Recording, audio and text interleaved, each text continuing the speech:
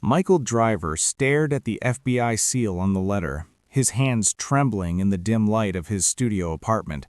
After losing everything, his career, his reputation, his future, they wanted him to testify one final time. But what he'd discovered wasn't just about predicting the 2008 crash. It was about something far more sinister, something that made him question whether telling the truth had been heroic or foolish. The letter slipped from his fingers as he remembered how it all began, 18 months ago, when he was just another invisible analyst who saw a pattern no one else wanted to see. Quick pause. Before we continue, tell us, where in the world are you watching from? If you're enjoying these stories, make sure to hit subscribe, because tomorrow's episode is absolutely mind-blowing. The fluorescent lights hummed their eternal song above Michael Driver's desk at First National Trust. 11:30 on a Thursday night in January 2007, and he sat alone on the 31st floor while his colleagues celebrated record bonuses at Murphy's Bar 3 blocks away. Michael traced his finger along a graph on his center monitor, his stomach tightening with each data point. At 37, Michael embodied unremarkable. Medium height, thinning brown hair, wire-rimmed glasses that made him look perpetually bookish. He drove a 1998 Honda Civic, lived in a studio apartment in Pilsen, and ate the same lunch every day. Turkey on rye, no mayo, extra pickles from Manny's Deli. His coworkers called him the machine behind his back, not admiringly, but observationally, the way you might note that a copier always jammed on the 4th page. But Michael's mind operated on frequencies others couldn't hear. While colleagues saw numbers as abstractions representing profit and growth, Michael saw them as language, a complex system of signals revealing human behavior, mass psychology, and the fundamental fragility of confidence-based systems. Tonight, that language screamed warnings nobody wanted to hear. The subprime mortgage data sprawling across his 3 monitors showed a pattern he recognized from historical crisis analysis. The housing market had detached from reality. People with no income verification bought million-dollar homes. Banks packaged toxic loans into securities rated safe as treasury bonds. The entire financial system had become an elaborate house of cards, and Michael could see the wind beginning to blow. 6 months of tracking had transformed his initial paranoia into certainty. The crash wasn't possible, it was inevitable. Based on his projections, they had 12 to 18 months before a systemic collapse. Michael printed his analysis, 127 pages of charts, projections, historical comparisons. His hands shook slightly as he compiled the document into a manila folder. This prediction could make his career or destroy it. In the current climate of unprecedented growth and optimism, suggesting imminent financial apocalypse marked you as either visionary or lunatic. He placed the report on his desk for tomorrow's meeting with Richard Thornton, Senior Vice President of Investment Strategy, then locked his computer and walked towards the elevator. As he waited, his reflection stared back from polished steel doors. Blue Oxford shirt, the same one he wore every Thursday. The same forgettable face that had occupied the same mid-level position for 12 years. The elevator dinged. Michael stepped inside, unaware that the report on his desk would trigger events that would save millions of dollars and cost him everything. More importantly, unaware of something darker. The pattern he'd identified wasn't accidental, and the people who'd created it were watching. Friday morning arrived with Chicago winter gray pressing against Richard Thornton's floor-to-ceiling windows. Richard's corner office occupied prime real estate overlooking Lake Michigan, decorated with photos of senators and CEOs, industry awards, and a scale model of his yacht. At 55, Richard embodied American financial success, expensive suits, absolute confidence, 2 decades of correct calls. Michael sat in the uncomfortable chair across from Richard's massive desk, his 127-page report lying between them like an accusation. Richard flipped pages with increasing speed, his expression migrating from curious to skeptical to something approaching anger. He read certain sections twice, jaw tightening. After 20 minutes of silence, punctuated only by turning pages, Richard closed the report and leaned back in his leather chair.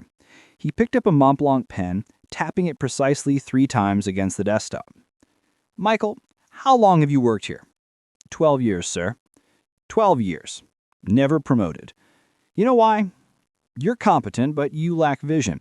You see problems everywhere. You're the guy telling us why we can't do something, never why we should. Richard stood, walking to his window with hands clasped behind his back. The housing market is the strongest in American history.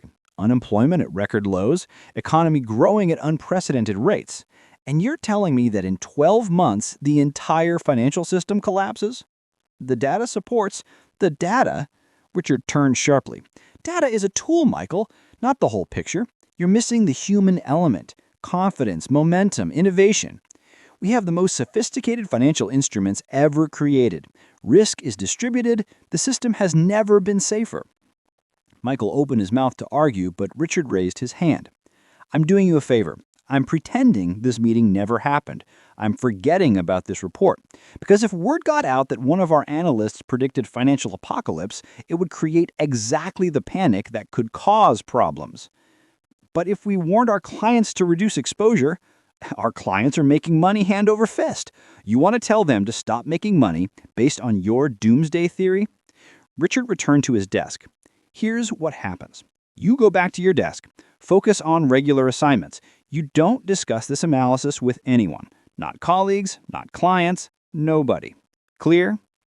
Michael felt the weight of the moment. Pushback meant nothing against Richard's power. Yes, sir. Good. Richard's expression softened marginally. Look, I know you mean well. You're thorough, maybe too thorough. But sometimes you need to see the bigger picture. The economy is strong. You're worrying about nothing. Michael stood to leave but paused at the door. What if I'm right? Richard smiled without warmth. Then we'll all have bigger problems than your career, won't we? Michael returned to his cubicle and stared at his screen without seeing it. The conversation looped into his mind. He understood Richard's position. In a booming economy, pessimism looked like paranoia. But Michael couldn't unsee the data, couldn't ignore the patterns screaming from every chart. For 3 weeks, he tried following Richard's instructions.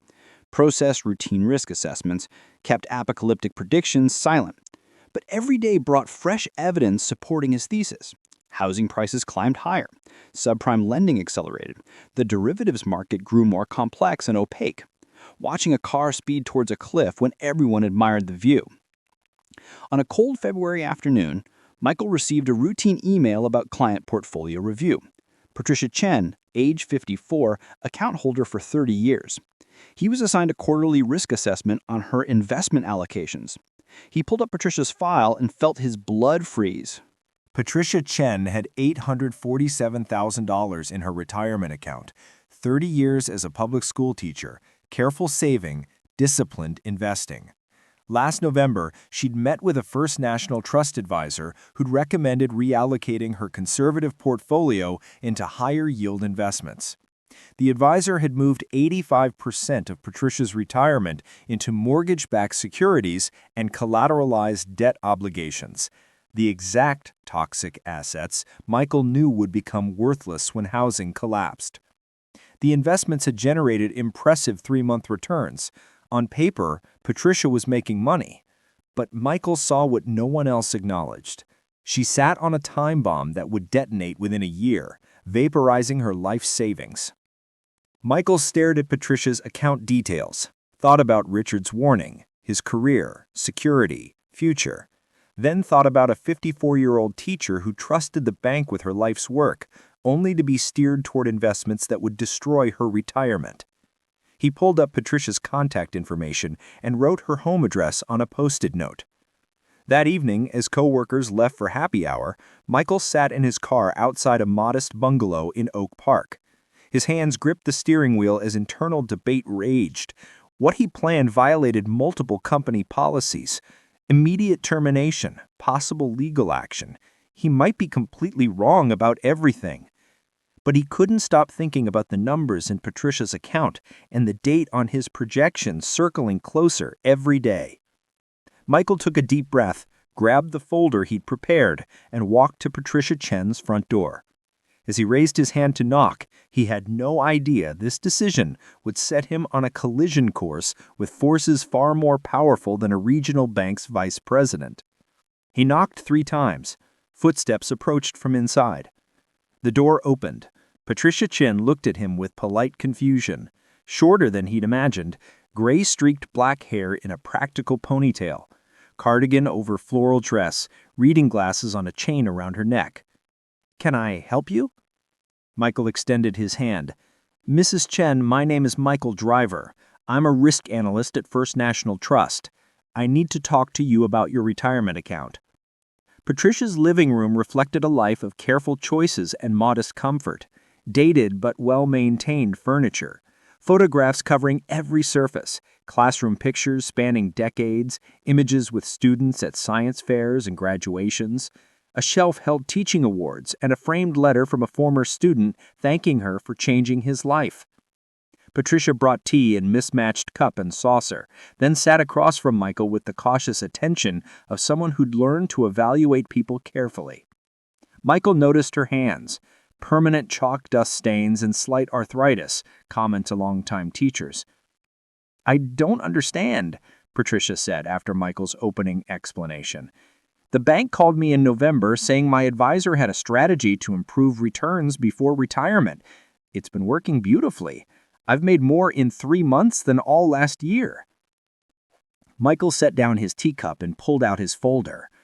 "Mrs. Chen, those returns are real. Right now, on paper, you're making money, but the investments your advisor recommended, mortgage-backed securities and CDOs, they're built on a foundation about to collapse." He spread charts across her coffee table, pointing to graphs and data points. Patricia leaned forward, her teacher's instinct to understand clearly visible despite confusion. "The housing market is in a bubble," Michael continued. "Banks give mortgages to people who can't afford them. No income verification, no down payment, adjustable rates that spike in a year or two.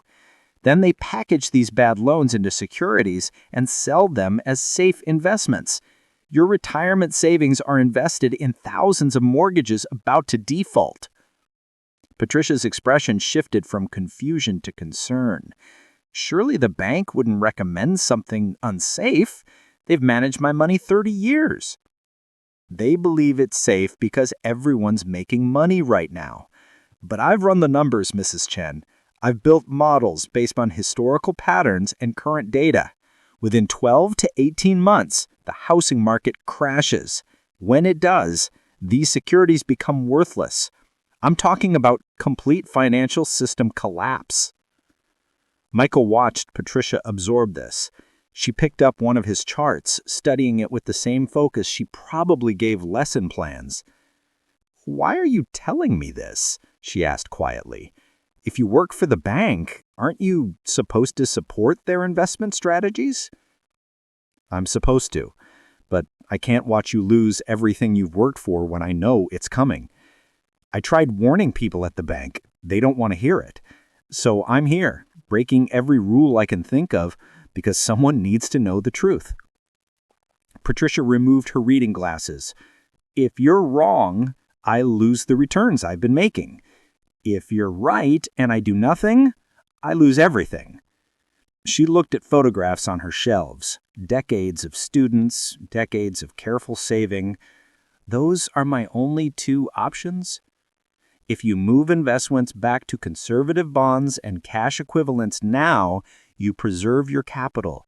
You stop making these high returns, but you have your retirement intact when everyone else's accounts evaporate." "And you? What happens when the bank finds out you came here?" Michael shrugged, though his stomach churned. "Probably fired. Definitely won't work in banking again." "Then why risk it?" The question Michael had asked himself 100 times in 3 days. He thought about easy justifications. I had reported to Richard. It wasn't my responsibility to save everyone. I had my own career to protect. But I saw your file. 30 years of teaching, 30 years of saving, $847,000 that represent every sacrifice you made, every summer you worked, every vacation you didn't take. I saw that number and thought about what it means. Not just dollars, but your entire life's work. And I couldn't let it disappear without at least trying to warn you." Patricia stood and walked to her window, looking out at her modest neighborhood. After long silence, she turned back. I need to think about this. This is my entire future. I can't make this decision in one evening based on charts I don't fully understand. Michael nodded and began gathering papers. As he stood to leave, Patricia stopped him. Mr. Driver, if what you're saying is true, if the financial system really does collapse, how many people know about this? Some suspect, some might even be certain, but most don't want to believe it because acknowledging it means admitting we'd built an economy on a lie. And you're one of the few willing to say it out loud? Thank you for your honesty.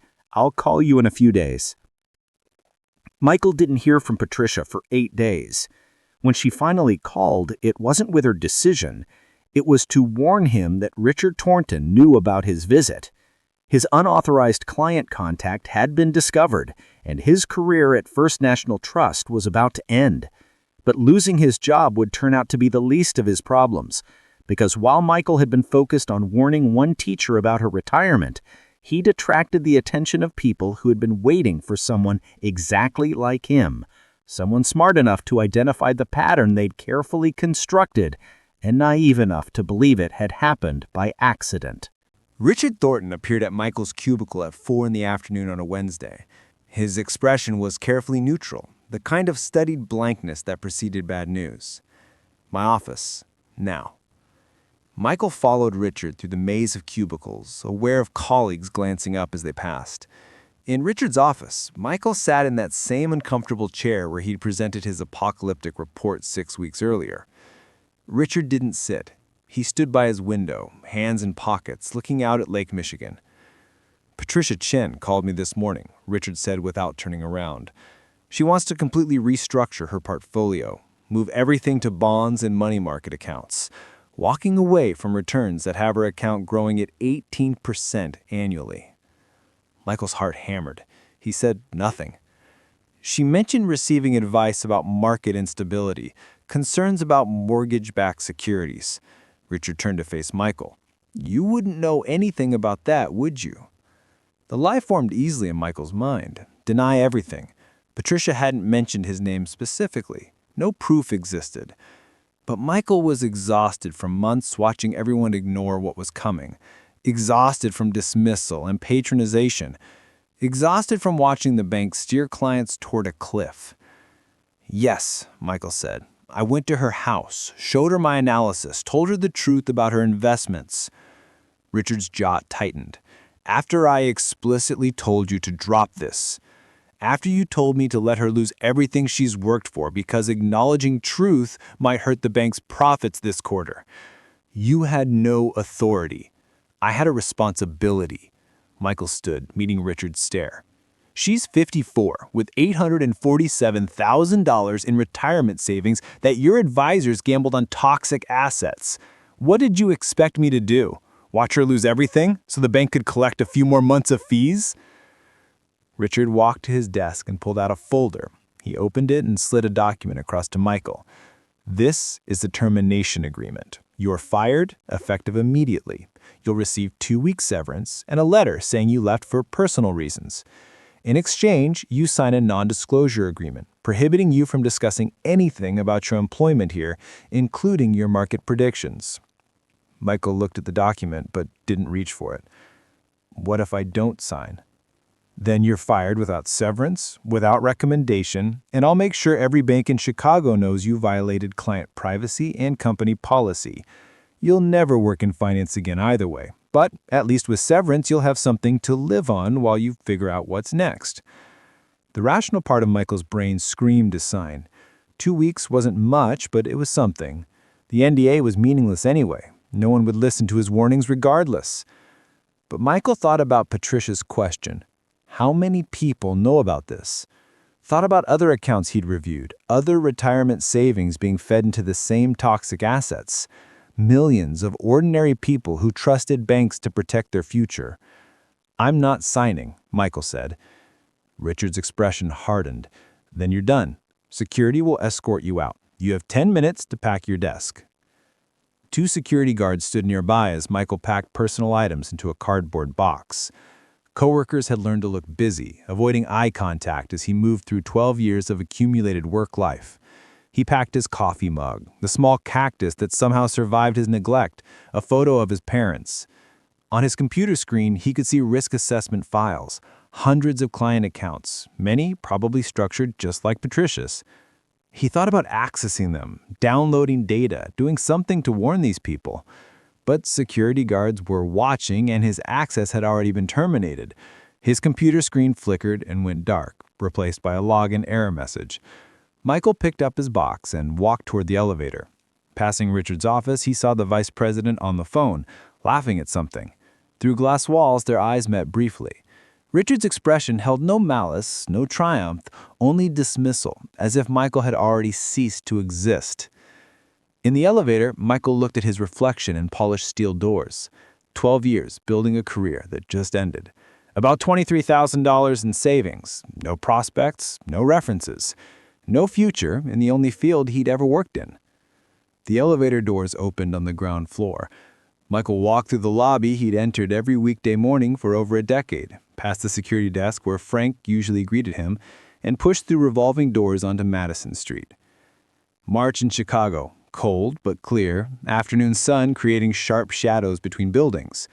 Michael stood on the sidewalk, holding his cardboard box, watching people rush past toward meetings and appointments and lives that made sense. His phone buzzed.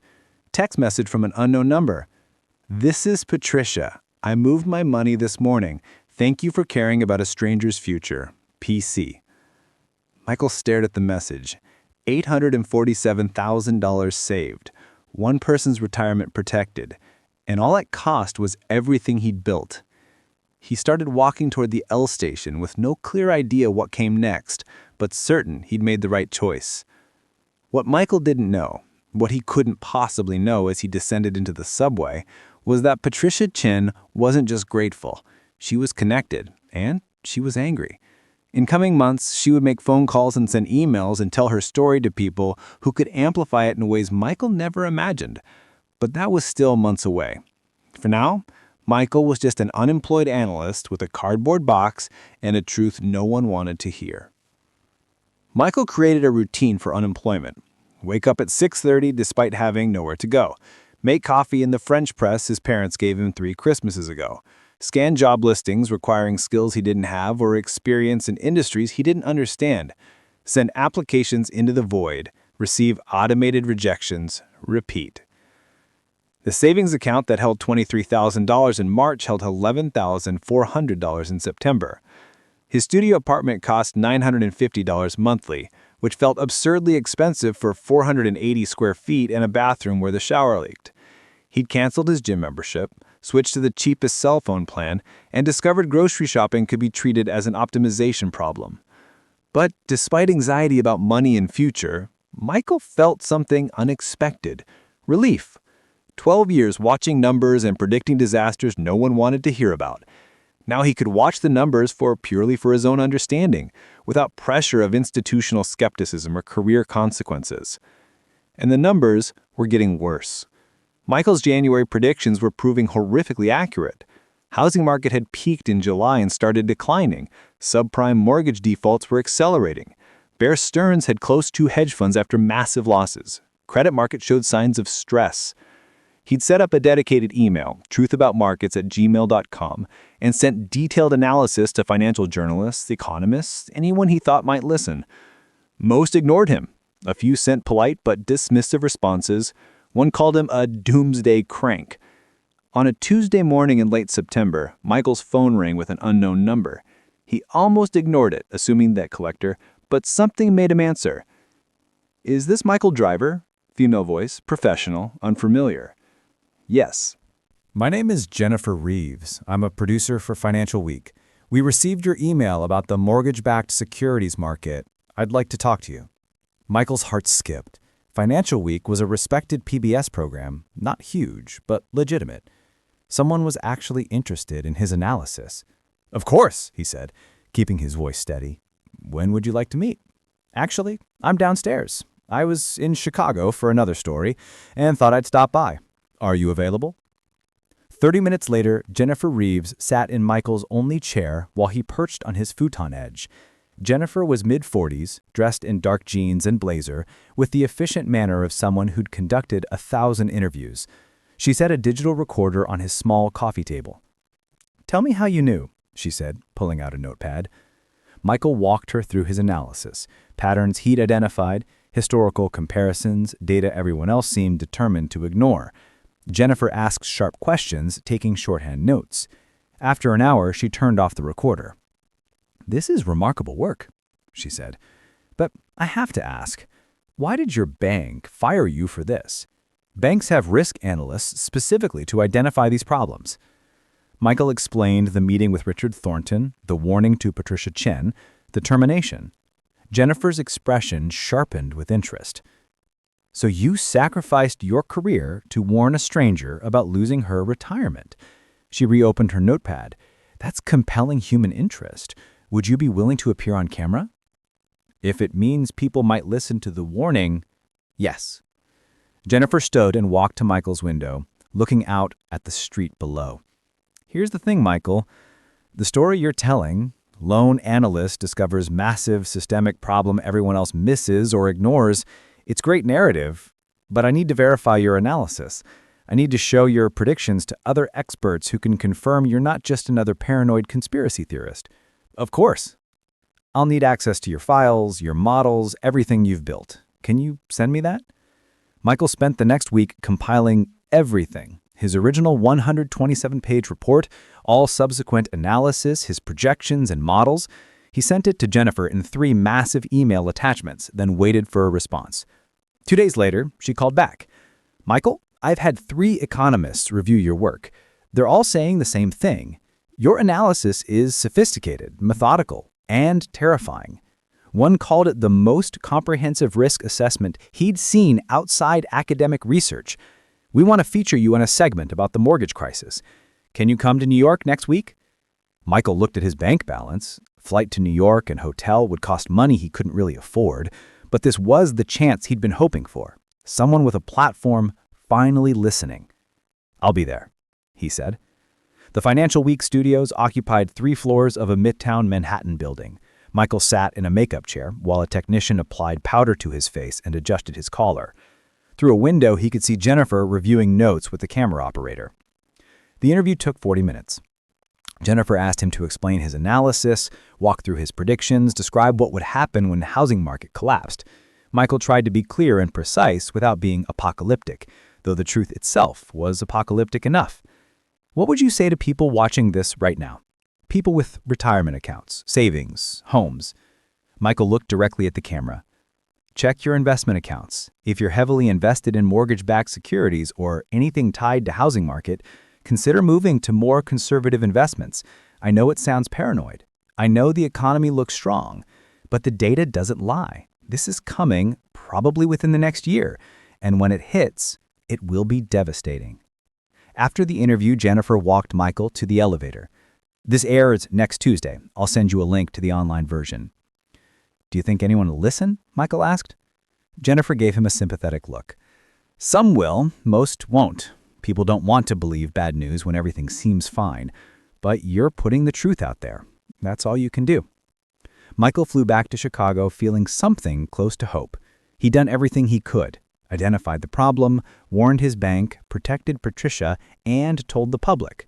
Whatever happened next, at least he'd tried. The Financial Week segment aired Tuesday, October 16, 2007. 12-minute piece including Michael's interview, comments from 2 economists supporting his analysis, and footage of booming housing markets overlaid with ominous statistics. Michael's phone started ringing that evening. First call was from his mother, who had seen the segment and wanted to know if she should move her retirement account.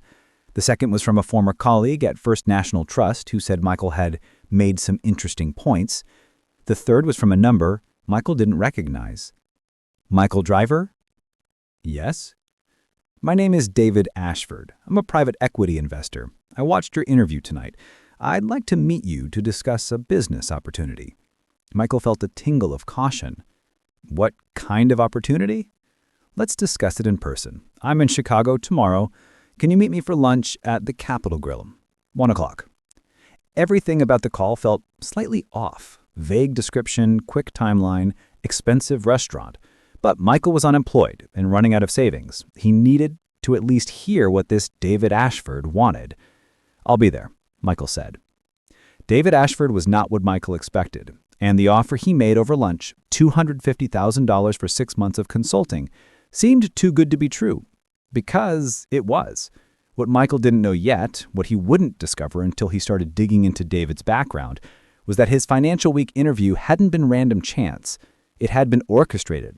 Jennifer Reeves had been fed his name by someone connected to Ashford Capital. They'd wanted him public, credible, and desperate, and Michael had walked right into their trap, thinking he was warning the world when he was actually becoming a pawn in the largest financial fraud in American history. Telling and preparing this story took us a lot of time. So if you're enjoying it, subscribe to our channel. It means a lot to us. Now back to the story. David Ashford sat across from Michael at a corner table in the Capitol Grill, immaculate in a charcoal suit that probably cost more than Michael's monthly rent. Late 50s, silver hair precisely cut, handshake firm but not aggressive. Everything about him suggested competence, success, absolute confidence. They sat away from other diners. David ordered scotch and suggested Michael try the filet. Michael ordered the cheapest item and water. "I'll get to the point," David said after drinks arrived. "Your analysis is impressive. You identified a systemic weakness most analysts either missed or chose to ignore. That takes skill and courage. Thank you. I represent a group of investors who believe you're right about the coming crash. We've been developing strategies to profit from the collapse. Credit default swaps, short positions on financial stocks, investments that pay off when housing prices fall. But timing is everything. We need to know exactly when to make our moves." Michael set down his water glass. "You want to bet against the economy? We want to be smart about an inevitable situation. The crash is coming whether we profit from it or not. The question is whether we position ourselves intelligently or go down with everyone else. And you want my help." David leaned forward slightly. "We want to hire you as a consultant. You'd work with our team, refine your models, help us identify optimal timing for our positions. In exchange, we'd pay you $250,000 for 6 months of work, with potential bonus if our investments perform well." Michael felt his breath catch. $250,000 was more money than he'd made in 4 years at First National Trust. It would solve all his immediate problems and give him security for the first time in months. But something about the offer made his stomach churn. "You're asking me to help you make money from a disaster that will destroy millions of people's retirement accounts," Michael said slowly. "I'm offering you a chance to be compensated for your expertise. You've already lost your career trying to warn people. How's that working out? Did banks change their policies? Did investors listen to your interview? Or are you just unemployed and broke while the same people who ignored you continue getting rich?"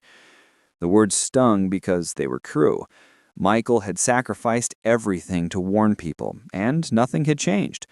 The machine kept grinding toward catastrophe while he sat powerless in his studio apartment, watching savings dwindle. "Think about it," David said, sliding a business card across the table. "We're not the villains here. We didn't create this crisis. We're just smart enough to see it coming and position ourselves accordingly. You could have financial security and revenge against the system that fired you for telling the truth. All you have to do is help us understand exactly when to pull the trigger." Michael picked up the business card. Ashford Capital Partners, Manhattan address, phone number. "I need time to think." "Of course. Take a week. But Michael, understand something. The crash is coming. People are going to lose everything. You can be one of them, broke and powerless, or you can be compensated for the one thing you've proven you're exceptional at, seeing what others refuse to see." They finished lunch in near silence. David paid with a black credit card and shook Michael's hand before leaving. Michael sat at the table for another 20 minutes, staring at the business card, thinking about money and morality and what it meant to profit from truth. That night, Michael created a spreadsheet comparing finances with David's offer. One column, dwindling savings, inability to find work, fear about making rent in 3 months. Other column, $250,000, security, validation that his expertise had value. But beneath practical calculations lurked a deeper question he couldn't quite articulate. His analysis had been about warning people, protecting strangers like Patricia Chen from catastrophe. Working for David Ashford were flipped that purpose, using his insight not to help people avoid disaster, but to profit from their pain. Michael thought about Patricia's question from months ago. Why risk it? He answered that he couldn't watch her lose everything when he knew the truth. But now David was asking him a different question. Why suffer for your principles when you could profit from your knowledge? He picked up his phone 3 times to call David, then set it down each time without dialing. The business card sat on his coffee table like an accusation, or a temptation, or maybe both. At 2 in the morning, unable to sleep, Michael opened his laptop and started researching Ashford Capital Partners. The firm was legitimate, registered with SEC, cited in several financial publications, managed about $2 billion in assets. David Ashford had an MBA from Wharton and a track record of contrarian investments that had paid off. But as Michael dug deeper into public records and financial filings, he noticed something odd. Ashford Capital had made several large investments and credit default swaps starting in late 2006, months before Michael had identified the housing crisis.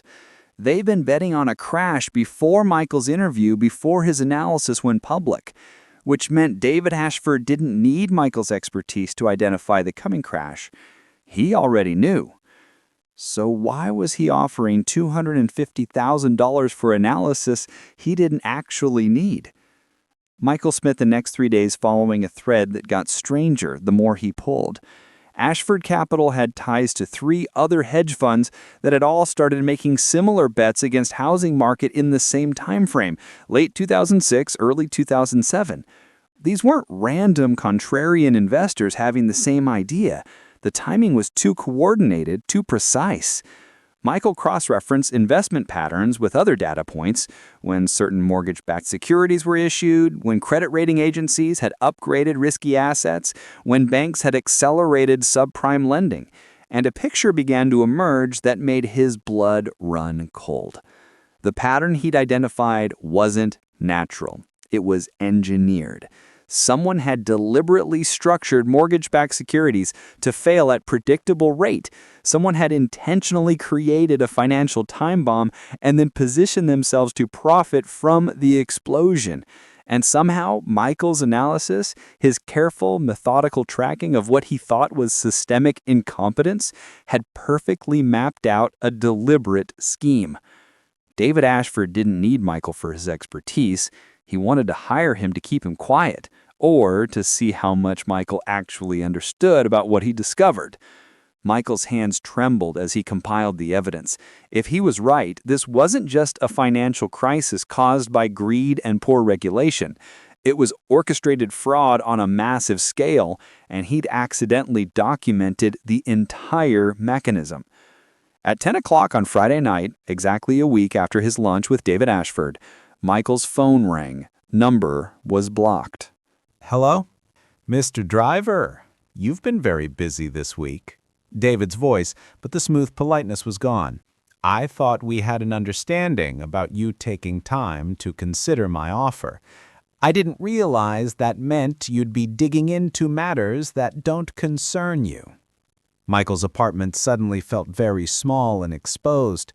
How do I know what you've been researching? Because we've been watching you, Michael.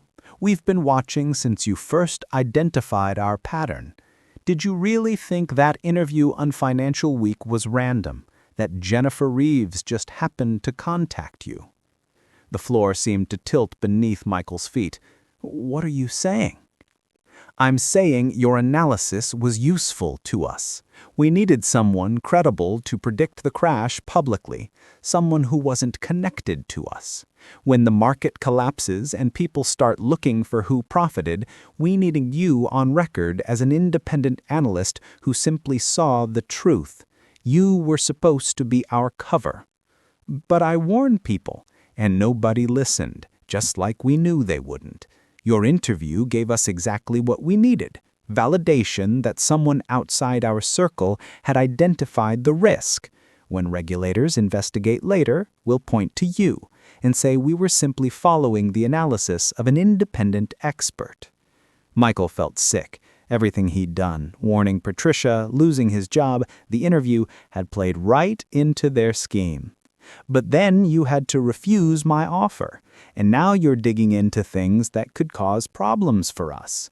So here's what's going to happen. You're going to take the $250,000. You're going to sign a consulting agreement and a very comprehensive NDA, and you're going to stop investigating connections that don't exist. And if I don't? Then people will start wondering why an unemployed analyst with no credentials and no credibility claims to have uncovered a massive conspiracy. You'll sound paranoid, unstable, the kind of person who makes wild accusations because he's bitter about being fired. And if you persist, well, accidents happen. People get hit by cars. They fall down stairs. Unemployment depression leads to tragic outcomes. The line went dead. Michael sat in the darkness of his apartment, understanding with absolute clarity that he was in far deeper than he'd ever imagined. He'd thought he was warning people about a financial crisis. Instead, he'd become an unwitting participant in what might be the largest financial fraud in history. And the people behind it had just threatened his life. Michael had three choices: take David's money and become complicit in fraud, go public with evidence that would make him sound insane, or disappear and hope they forgot about him. He chose none of these. Instead, he did something that surprised even himself. He called Patricia Chen, because sometimes the most powerful allies aren't the ones with money or connections, but the ones who simply refuse to let good people get crushed by corrupt systems. What Michael didn't know was that Patricia had already been making calls of her own, and she'd found someone who could help, someone who'd been waiting for a case exactly like this. Michael sat in Patricia Chen's living room for the second time, his hands shaking as he held the teacup she'd made him. Saturday morning sunlight streamed through the windows, illuminating the same photographs of students and teaching awards he'd seen 9 months ago. But this time, Michael wasn't here to warn Patricia. He was here because he had nowhere else to turn. "You look terrible," Patricia said, sitting across from him with the direct honesty of someone who'd spent 30 years telling teenagers hard truths. "Tell me everything." Michael told her about the Financial Week interview, David Ashford's offer, the research he'd conducted showing coordinated trading patterns, the threatening phone call. Patricia listened without interrupting, her teacher's focus absorbing every detail. When he finished, she was quiet for a long moment. "Michael, do you still have all your research, the evidence of this pattern?" "It's all on my laptop, backup drives, cloud storage." Patricia stood and walked to her kitchen. She returned with a notepad and pen. "Write down 3 email addresses. People you trust absolutely. Family members, old friends, anyone who isn't connected to finance or Chicago." Michael wrote down his mother's email, his college roommate who now taught history in California, and his aunt in Seattle. "Now," Patricia said, "you're going to send them all your research with instructions to keep it safe and only open it if something happens to you. Can you do that right now?" Michael pulled out his laptop and compiled everything into a single encrypted file.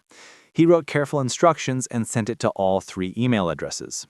Patricia watched over his shoulder. "Good," she said when he finished. "Now they can't threaten you without risk. If something happens to you, your research goes public automatically."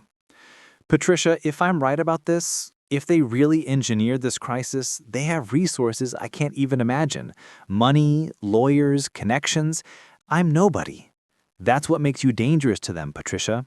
You're not supposed to matter. You're supposed to be forgettable. But you saw their pattern, you documented it, and now you're a risk they didn't plan for. So what do I do? Patricia pulled out her phone and scrolled to her contacts. I told you I taught for 30 years. What I didn't tell you is who some of my former students became. One of them is now an investigative journalist at the Chicago Tribune. Another is an attorney with the SEC. I'm going to make some calls. Patricia, if these people threatened me, if you get involved, I'm a 54-year-old retired teacher, Michael. Nobody threatens me. She smiled, but there was steel behind it. You saved my retirement. The least I can do is make some phone calls. Over the next 2 weeks, Patricia's network proved more powerful than Michael could have imagined. Her former student at the Tribune, a journalist named Marcus Chen, no relation, specialized in financial crime. Patricia's student at the SEC, an attorney named Sarah Patel, worked in the enforcement division. Michael met with them both separately, presenting his research and his theory about coordinated fraud. Marcus was skeptical but intrigued. Sarah was alarmed. They gathered in a conference room at a downtown law office that Sarah had borrowed. Neutral territory, no recording devices, just 3 people and the weight of what Michael was suggesting. If what you're suggesting is true, Sarah said, reviewing documents on her laptop, we're talking about multiple hedge funds colluding to profit from a manufactured crisis. That's securities fraud, market manipulation, and probably 24 other violations. But it's also incredibly difficult to prove without insider testimony or direct communications. I have the pattern, Michael insisted. The timing is too precise to be coincidental. Patterns suggest, they don't prove. Sarah looked up from her screen. What you've shown me is suspicious. It might be enough to open an investigation, but these are sophisticated players with expensive lawyers.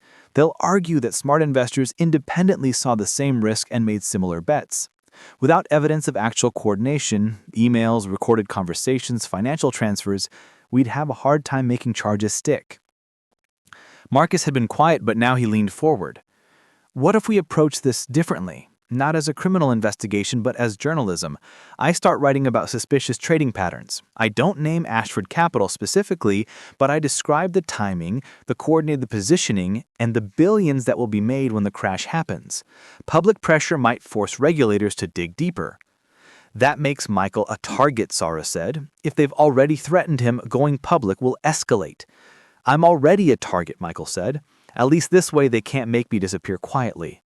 Marcus pulled out a recorder. Then let's start from the beginning. Tell me everything. Marcus's article ran in the Chicago Tribune on November 11, 2007, with the headline, Did Hedge Funds Engineer the Housing Crisis? It hit the front page on a Monday morning and exploded across financial media by noon. By evening, it was the lead story on 3 cable news networks. The article laid out a compelling case. Multiple hedge funds had made eerily synchronized bets against the housing market starting in late 2006, positioning themselves to profit from a crash that would devastate millions of Americans. Marcus had protected Michael's identity, referring to him only as a former risk analyst who first identified the pattern. But anyone who'd seen the Financial Week interview could connect the dots. David Ashford issued a statement through his lawyers by mid-afternoon. These allegations are baseless conspiracy theories promoted by individuals who fundamentally misunderstand sophisticated investment strategies. Ashford Capital made prudent hedging decisions based on publicly available data. Any suggestion of coordination or manipulation is defamatory and false. 3 other hedge funds named on the article issued similar denials. The financial press split into camps, some defending the hedge funds' right to bet against markets they considered overvalued, others questioning the suspicious timing and scale of their positions. Michael watched the coverage from his apartment, his phone buzzing constantly with calls from unknown numbers. Reporters, maybe lawyers, possibly David Ashford or someone who worked for him. He ignored them all until his phone rang with Patricia's number. "Turn on Channel 7, she said, without preamble. Michael switched to local news. A correspondent stood outside First National Trust, interviewing Richard Thornton. Michael's former boss looked composed and authoritative in his expensive suit. "The allegations in today's Tribune article are irresponsible," Richard said to the camera. "They've caused unnecessary panic among our clients. The analyst who supposedly provided this information was terminated from our bank 9 months ago for repeated violations of protocol and for spreading unfounded doomsday predictions. He's a disgruntled former employee with an axe to grind." Michael felt heat rise in his chest. Richard was doing exactly what David had predicted, discrediting him as unstable and biased. "I'm sorry," Patricia said over the phone. "He's trying to destroy your credibility." "It doesn't matter," Michael said, though his voice shook. "The evidence stands on its own."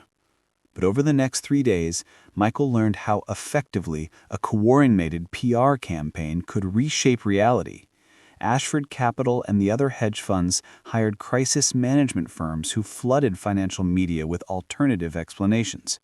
Industry analysts appeared on television explaining that multiple investors making similar bets was normal, not suspicious.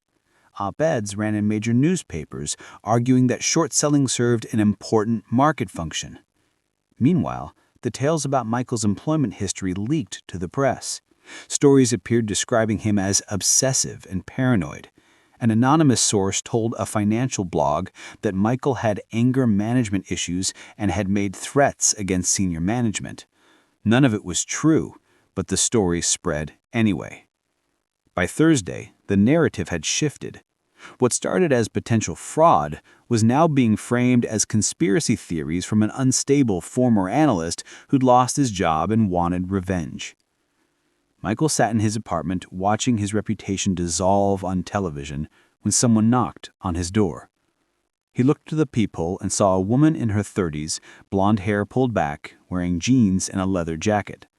She didn't look like a reporter or a lawyer or anyone who worked for David Ashford. "Who are you?" Michael called through the door. "My name's Rebecca Holt. I work for Ashford Capital. I need to talk to you about the article." Every instinct told Michael not to open the door. This was obviously a trap. Someone sent by David to threaten him again or record him, saying something they could use against him. But Rebecca held up a manila envelope to the peephole. "I brought evidence. Emails, trading records, things that prove you're right about the coordination. But we need to talk somewhere safe, not in your apartment." Michael's hand hovered over the doorknob. This could be the break he needed, insider evidence to validate his claims. Or it could be an elaborate setup to discredit or harm him. "How do I know you're telling the truth?" he asked. "You don't. But if I worked for David, why would I knock on your door? He already knows where you live. He already threatened you. If he wanted you hurt, he wouldn't send someone to warn you first." The logic was sound, if terrifying. Michael opened the door but stayed in the doorway, ready to slam it if necessary. Rebecca looked exhausted. Dark circles under her eyes, bitten nails, the tremor of someone running on caffeine and fear. "I saw Marcus's article. I've been working at Ashford for 3 years, watching them build this scheme. I thought it was just smart investing, aggressive but legal. But after the article, I started putting pieces together. They didn't just bet against the crash. They helped engineer it." "How?" "Not here. Too many ways they could be listening." Rebecca glanced down the hallway. "There's a coffee shop 2 blocks south. Meet me there in 20 minutes. Come alone." She left before Michael could respond. He stood in his doorway weighing options. This was almost certainly a trap. But if it wasn't, if Rebecca actually had insider evidence, it could change everything. Michael grabbed his jacket and left his apartment, taking the stairs instead of the elevator, checking behind him for anyone following. The paranoia felt absurd and entirely justified at the same time. Michael deliberately arrived 10 minutes late and chose a table near the back exit where he could see the entire room. Rebecca sat by the window, nursing coffee, looking at her phone. When she saw Michael, she gestured him over, but didn't smile. Michael sat across from her, his back to the wall. "Show me what you brought." Rebecca slid the manila envelope across the table. Inside were printed emails and what looked like internal trading documents. Michael scanned them quickly, his pulse accelerating as he recognized names and dates. One email chain from September 2006 discussed accelerating implementation of the housing strategy. Another from December 2006 referenced coordinated positioning with partners. A third from March 2007, after Michael's analysis, but before his interview, mentioned managing the narrative through independent validators. "That's you," the independent validator. They found your analysis through contacts at First National Trust. They knew you'd identified the pattern. Instead of silencing you, they decided to use you to create credible cover for their positions. I feel sick. Jennifer Reeds from Financial Week was approached by someone connected to Ashford Capital. They fed your name and suggested you'd be a good interview. They wanted you public but marginalized, smart enough to be credible, but powerless enough to be ignored. Why are you telling me this? Rebecca looked out the window, watching traffic pass. Because I thought we were just making smart investments.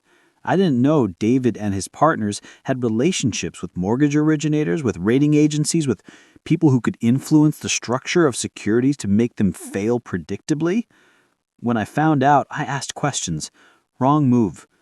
She pulled down the collar of her jacket, slightly revealing a bruise on her collarbone. 2 days ago, someone grabbed me in a parking garage, told me to keep my mouth shut or accidents would happen, just like they told you. Michael looked at the documents again. This proves coordination, but does it prove they engineered the crisis? Not directly, but combined with your analysis of the timing, it shows a pattern of collaboration that goes beyond normal market behavior. And I know where more evidence is. Server logs, recorded calls, documents they think are deleted. I can get them, but I need help. Why come to me? Why not go straight to the SEC? Rebecca laughed bitterly. You still don't understand how deep this goes. David has contacts at the SEC. He's donated to politicians. He plays golf with people who make regulatory decisions. If I walk into the SEC offices, I'm dead in the water before I open my mouth. But you've already gone public. Marcus's article is out there. If I give you the evidence and something happens to me, it becomes part of a bigger story that's harder to suppress. Michael studied her face, looking for signs of deception, but all he saw was fear and determination in roughly equal measure, the same combination he'd felt for months. What do you need from me? I need you to come with me to Ashford's offices tonight. They're moving data off the servers, destroying evidence before an investigation can start. If we can access the system and download what we need, we'll have proof that stands up in court. That's breaking and entering, corporate espionage. We'd go to jail. We'll go to jail if we get caught. We'll end up dead if we do nothing and David realizes I've turned against him. Rebecca leaned forward. Michael, you spent months trying to warn people about the crash. Don't you want to expose the people who caused it? Michael spent 2 hours at the coffee shop reviewing Rebecca's documents while she explained the internal structure of Ashford Capital. The plan was insane. Walk into a hedge fund's offices after hours, access secured servers, download evidence of financial fraud? Everything about it screamed trap or disaster.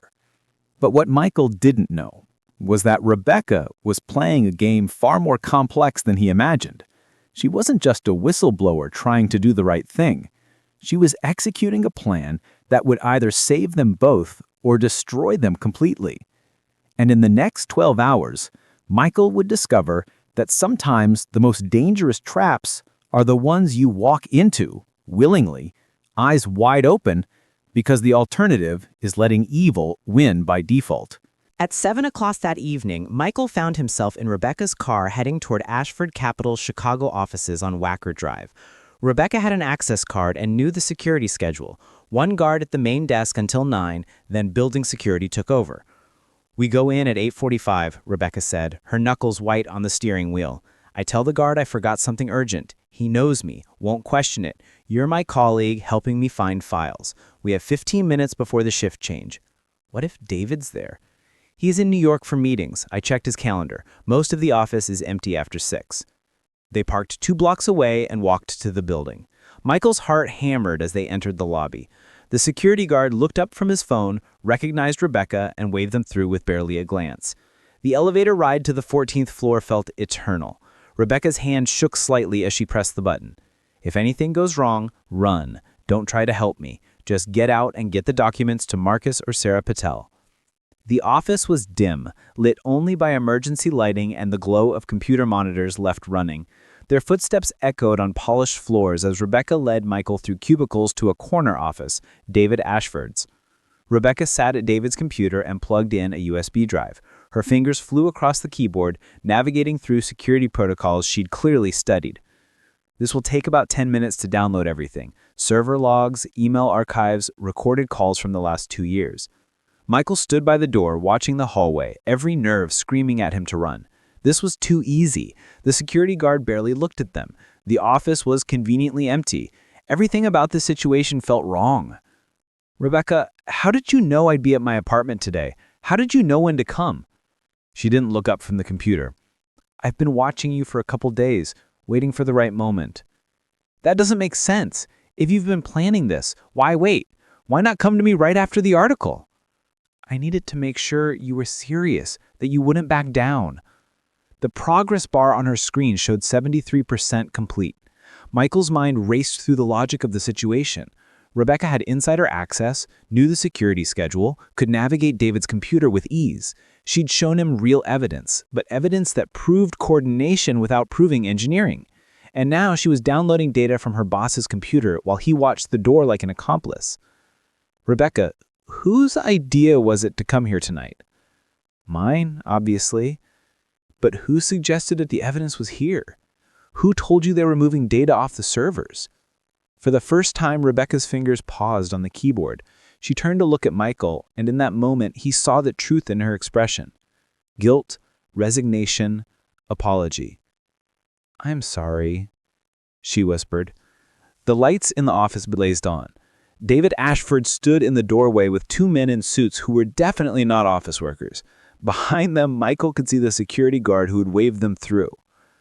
"Thank you, Rebecca," David said calmly. "You can go." Rebecca stood, unplugged her USB drive, and walked past Michael without meeting his eyes. She whispered something as she passed, so quietly he almost missed it. "North server room, 5th floor." Then she was gone, and Michael was alone with David Ashford and 2 men who looked like they broke bones for a living. David walked to his desk and sat down in his leather chair. "Michael, Michael, Michael, you're clever with numbers, but terrible with people. Did you really think Rebecca was a whistleblower?" "She showed me real evidence." "Evidence we wanted you to see. Proof of coordination that any decent lawyer could explain as normal market behavior. We needed to know if you'd actually break into our offices, if you'd commit a crime we could use against you. And now, here you are, caught on camera entering our offices after hours, accessing secured systems, attempting to steal property's hairy data. When we call the police, and we will, you'll be arrested for corporate espionage. Any credibility you had left will be destroyed. Any evidence you tried to present will be tainted by your criminal behavior." Michael felt the trap close around him. They'd manipulated him perfectly, using his desire for evidence against him, turning his attempt to expose them into a crime they could prosecute. "Why go through all this?" Michael asked. "Why not just make me disappear?" "Because martyrs are dangerous, but criminals are easy to dismiss. Once you're arrested, we'll make sure the story is everywhere. Obsessed analyst becomes unhinged criminal, breaks into hedge fund offices to steal data and frame innocent investors. By the time you get out of jail, assuming you can afford bail, no one will believe anything you say." One of the men in suits moved toward Michael. David held up his hand. "Wait. Let's give Michael one more chance to be smart." David stood and walked around his desk. "Here's your option. You sign a statement saying you broke into our offices because you were mentally unstable, obsessed with conspiracy theories. You apologize publicly for making false accusations. We don't press charges. You walk away with your freedom and we forget you exist." "And if I don't?" "Then we call the police right now. Corporate espionage carries serious prison time. And Michael, prison is very dangerous for someone like you. Accidents happen, guards look the other way. You might not survive your sentence."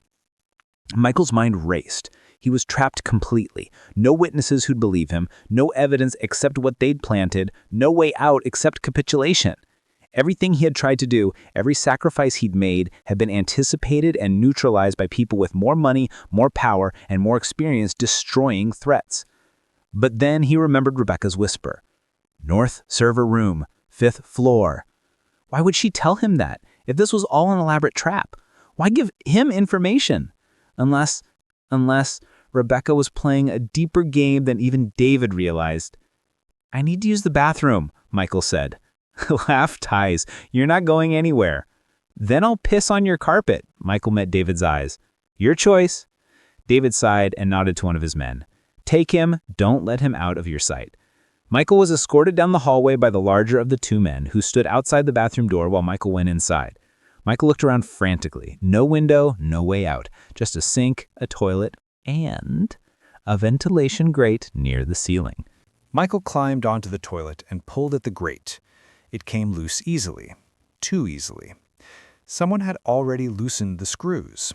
Rebecca had planned this. The man outside knocked on the door. "Hurry up." Michael pulled himself into the ventilation shaft, his shoulders barely fitting. The metal was loud, and he heard the bathroom door slam open behind him as he crawled forward into darkness. "He's in the vents!" someone shouted. Michael crawled frantically through the narrow shaft, following it toward what he hoped was the north side of the building. Behind him, he could hear voices and footsteps. The shaft turned, then opened into a vertical drop. Michael slid down, landing hard in another horizontal shaft on what he guessed was the 5th floor. He saw light ahead, another grate.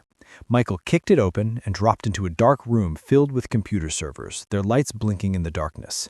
The north server room. On one of the keyboards, a USB drive sat waiting with a post-it note. "Plug in, auto runs, go." Michael heard footsteps in the hallway. He grabbed the USB drive, found a server terminal, and plugged it in. A program launched automatically, progress bars appearing on the screen. This was downloading the real evidence, the files Rebecca couldn't access from David's office, the data that actually proved engineered fraud. The door burst open. One of David's men spotted Michael and charged toward him. Michael grabbed the USB drive the moment the download completed and ran toward a fire exit. He slammed through the door, triggering an alarm, and sprinted down the stairs. He could hear pursuit behind him, footsteps, shouts, someone yelling into a phone. Michael hit the ground floor and burst through an exit into an alley. He ran toward the street, his lungs burning, the USB drive clutched in his fist. A car screeched to a stop in front of him. The passenger door flew open. Marcus Chen sat in the driver's seat. "Get in!" Michael dove into the car. Marcus accelerated before the door was even closed. In the rearview mirror, Michael could see David's men burst into the alley, but they were already gone. "What the hell happened?" Marcus demanded as he navigated through downtown traffic. Michael held up the USB drive, his hands shaking. Rebecca was playing both sides. She set up the trap for David, but she also set up my escape. This has the real evidence. "Who's Rebecca?" Someone a lot smarter than any of us realized. They drove to Marcus's apartment in Wicker Park, checking constantly to make sure they weren't followed. Michael's phone had 14 missed calls from blocked numbers. He turned it off and removed the battery. Marcus plugged the USB drive into an air-gapped laptop, one that had never connected to the internet. The drive contained hundreds of files, server logs showing coordinated trading, emails discussing structural optimization of mortgage securities, recorded phone calls where David and his partners explicitly planned to profit from the collapse they were engineering. "This is it," Marcus breathed, reading through the documents. "This is proof of actual conspiracy, not just coordination, but active manipulation."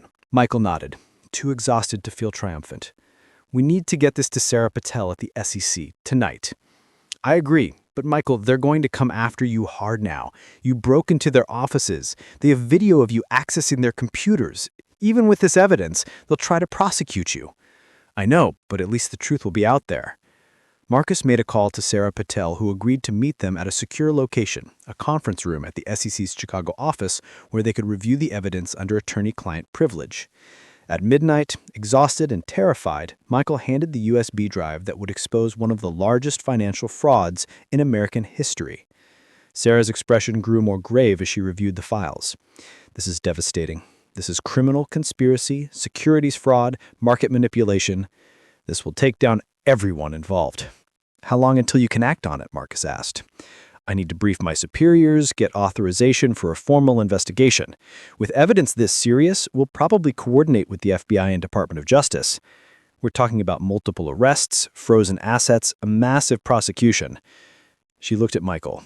"But they're right about one thing. You did break into their offices. We'll need to address that." I'll testify to everything. I'll face whatever charges come, as long as this gets exposed. Sarah nodded. You did the right thing, Michael.